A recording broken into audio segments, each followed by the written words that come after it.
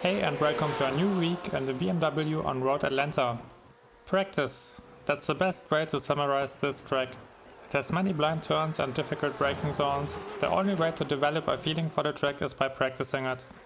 The practice is worth it because overtaking is really difficult around here. If you nail a good quali lap and finish a consistent laps in a race, you can almost certainly take your position home. Approach the first turn from the far left and be soft on the brakes. Your marker is the pathway on the left. Don't decelerate too much because you want to carry as much speed as possible towards the upcoming hill. Attack the apex and be aggressive on the throttle. If you drop below the limit here, you will lose time all the way up the hill. The uphill part is blind and there's no secret besides practice. You want to stay around the middle of the track and turn in once you get closer to the crest. Look for the curb on the left hand side, use it for orientation and hit the brakes before you reach it. You want to aim for it and drive along the track limits to get a wide angle for the next turn. Be soft on the brakes again because you have to trail brake a lot and hard inputs will lock your tires. Attack the curb and be aggressive on the throttle. If you did everything right and got a wide entry, you will be able to carry quite a lot of speed into the downhill part.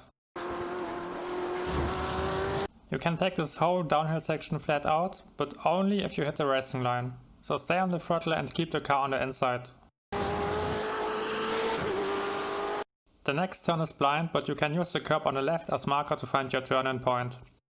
Position the car on the left side of the track, turn in and aim for the apex. Like mentioned before, it's important to stay on the throttle and carry your momentum down the hill.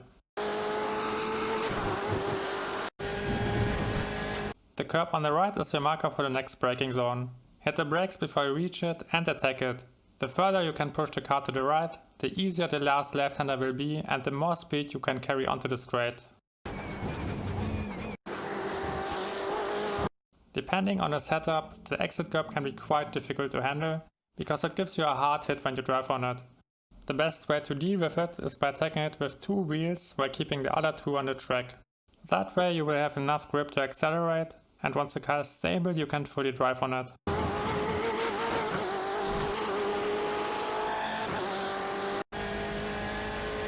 The 200 meter board on the left is your marker for the next turn. Tap the brakes, adjust your speed and accelerate towards the short straight.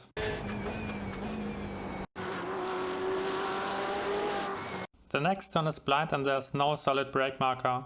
You can use the dirt spots, the billboards and the curb for orientation, but in the end, practice will be the key to master it. Be smooth on the brakes and drive on the curb. Using this additional space gives you a wider and faster line.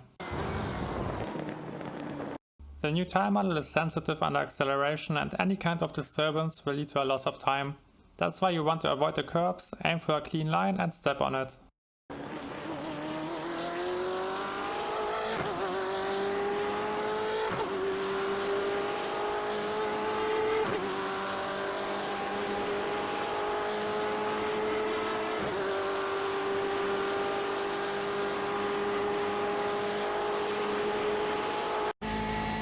The last marker for the lap is the 100 meter board. Go hard on the brakes and shift down early to get some support from the engine brake. Attack the entry curb, be patient on the throttle. Attack the exit curb as well and accelerate towards the finish.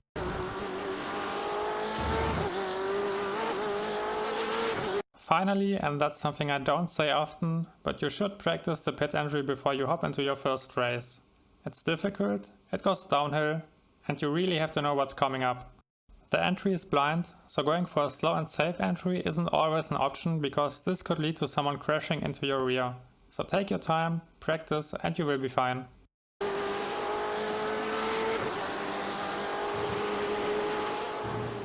That's it. The cockpit lab with my inputs will come up next. If you have questions, drop them in the comments below or visit the community Discord.